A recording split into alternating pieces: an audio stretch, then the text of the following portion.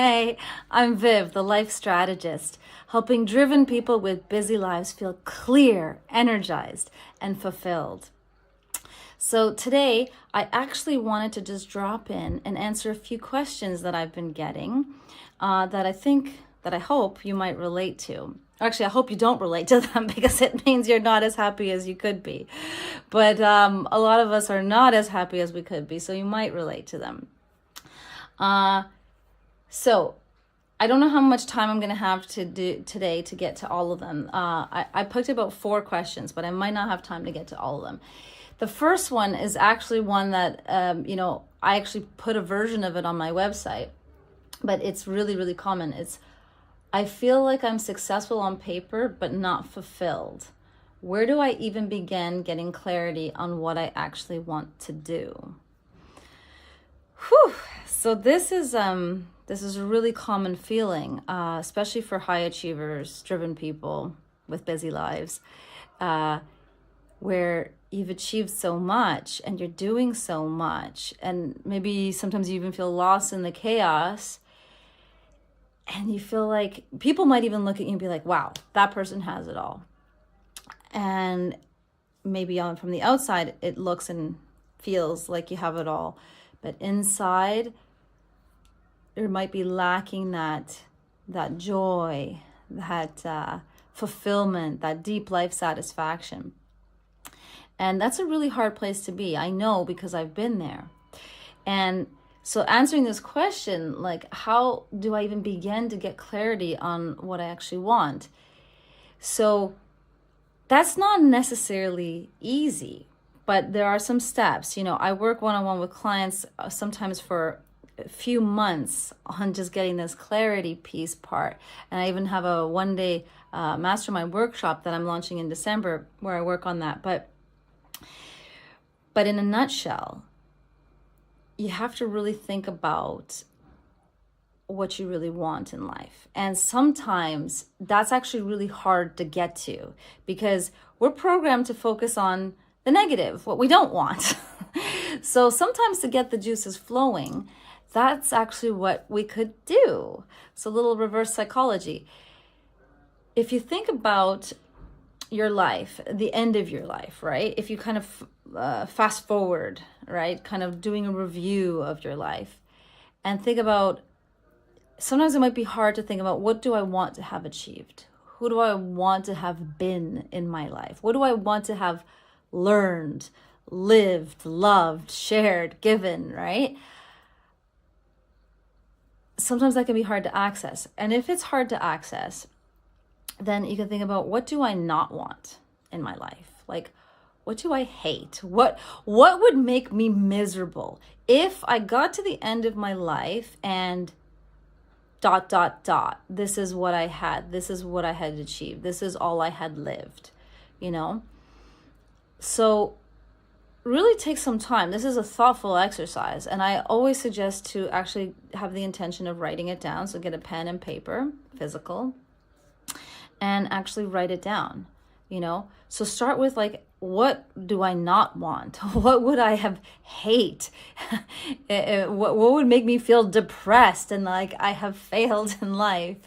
If you got to the end of it and you really felt like you're really unhappy with that, and just brainstorm, write it down. So obviously this is going to feel a bit terrible, right? But that kind of brings the juices flowing because we're all really good at pointing out what we don't want and what we don't like and what we hate, right? So just fill that out, get it out, and then flip the page and start to think about, what do I want, right? What do I want in this life? And just taking that time to literally sit down and give yourself the space to think about, what do I really want in life? And having that long perspective, not today in this moment. Because maybe today in this moment, maybe you want to feel clear. Maybe you want to have more energy. Maybe you want freedom, maybe you want to feel more relaxed, have more vitality, definitely feel more joy, happiness. We all want those things. But they can be kind of like abstract. It's like, okay, I want all those things, but how do I get there, right? And this exercise of tapping, it taps into, we start to tap into your inner values. We start to tap into your deeper motivations. We start to tap into your deeper purpose, the reason for being, why you're here, right? And once you tap into that and form clarity around that, that's when things start to kind of fit. So this is just a beginning because it's a really profound question and it's a simple exercise. So give that a try and let me know how it goes. I want to hear how it goes. And if you have more questions, please put that in the comments. So I'm going to move on for the sake of time today to the second question, which was actually this one. It's related. How do I know if I'm pursuing the right goal or just doing what I think I should be doing? How do I know if I'm pursuing the right goal or just doing what I think I should be doing? So this is a difficult question if you are confused. Life is confusing. And it's very easy if you are laser focused and clear. But that's the question, right? How do we get laser focused and clear? So if you are clear about what you want in life, if you're very clear on your objectives, long-term and short-term, right? Clear on your goals and have gone more deeper into why you want those goals, right?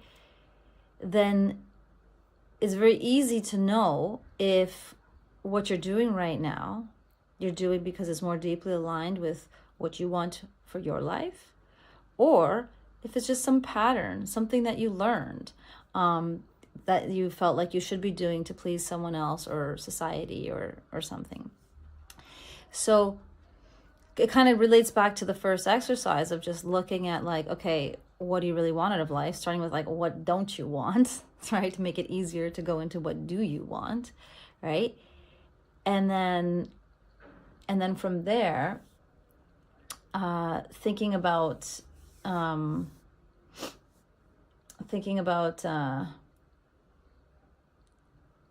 more, that's like macroscopically, so more microscopically, right?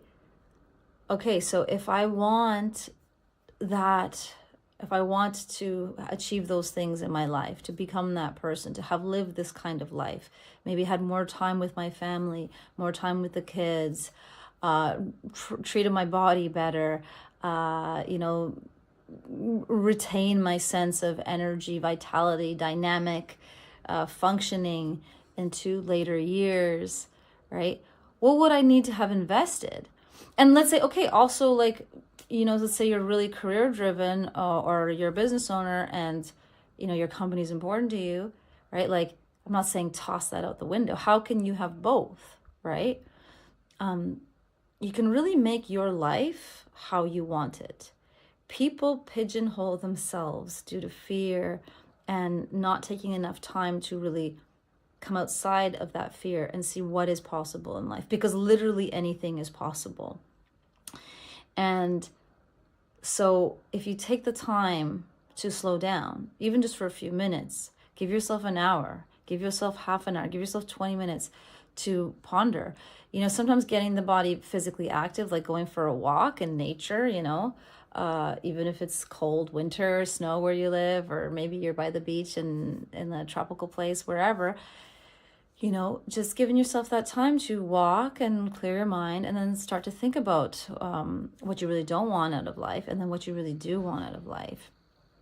And then as that becomes more clear to you, as your values become more clear to you, sort of this natural alignment takes place where where you can start to know what is the right next step, right? And importantly, as I mentioned, you need to dig into the why. Why do you want it? Because that's very, very important.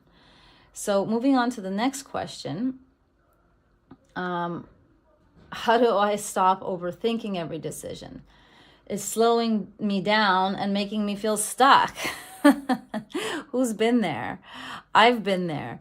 I've been there so many times. And it really took me a long time and a lot of work to get to the point where I don't overthink decisions and just make decisions like that. And you're never going to know if it's the right decision. But I like to adopt the philosophy of life is always happening for me, which means no matter what happens, no matter what life brings, there's a lesson that can be gained and there's a gift, right? So kind of adopting that perspective. But importantly, if you know your purpose, if you have that clarity of what you want in your life, then overthinking becomes more of a thing of the past, because overthinking really is just about anxiety. It's really just about fearing, either what will happen if I do this or what will happen if I don't do this. It's really just a fearing of the consequences. And sometimes when you talk it out loud or you write it out loud, you journal it, you start to see like, oh, I'm afraid of this and this and that, but really I can handle it. I can really handle it. And sometimes inaction is actually the highest price you pay. And so overthinking always leads to inaction, right? Or delayed action. And sometimes that can be expensive in various ways. So again, it all comes back to having clarity on what you want in life, clarity on your goals, clarity on your purpose right now, and being aligned with your values, right? And so then decisions get a lot easier. Okay, and then I think there was one more question that I wanted to go through today. Okay, what's the best way to regain clarity when my mind feels cluttered and emotionally overloaded? So what's the best way to gain clarity when my mind feels cluttered and emotionally overloaded? So that's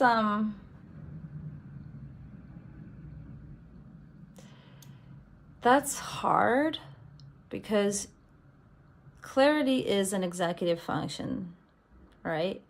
That means your prefrontal cortex, the part of the brain, your higher level of thinking, if you will, needs to be functioning. And if you're feeling overwhelmed, cluttered, your limbic system is activated. You've got some fear going on. You've got some anxiety going on. And by nature of how the brain works, when the limbic system overactivates, the prefrontal cortex sort of deactivates.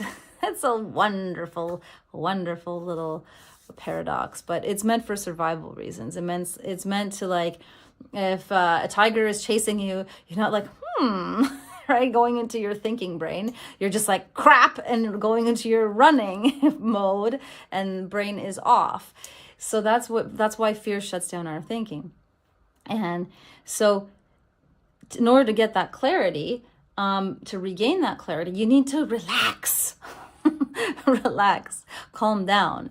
And when I say relax, we're like, oh my God, like some people, how am I ever going to do that? I don't have time to relax. I get it. I've been very busy, and I am very busy. But you can even like micro relax.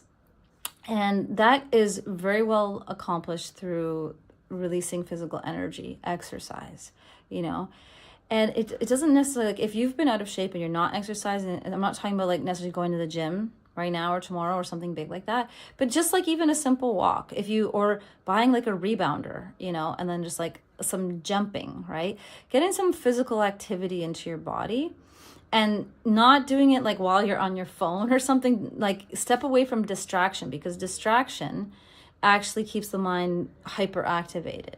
And so you're still not allowing the limbic system to calm down. You're not allowing the brain to slow down.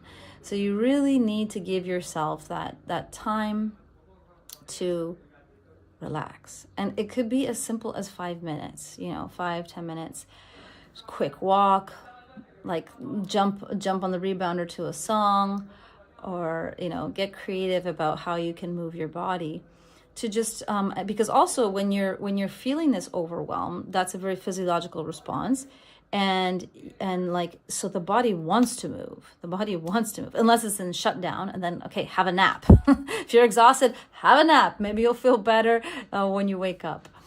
And then you can kind of get that clarity and try some of the exercises that I said. And like I said, if you have any questions or anything's confusing, life is confusing, then just please write it in the comments section, or feel free to message me, DM me. I love to hear from you. I love to hear what you're thinking. And yeah, and remember, because life is to awake with passion, to live with purpose, and to sleep with peace. And the clearer you are, the freer you are. So take care of yourself. Till next time.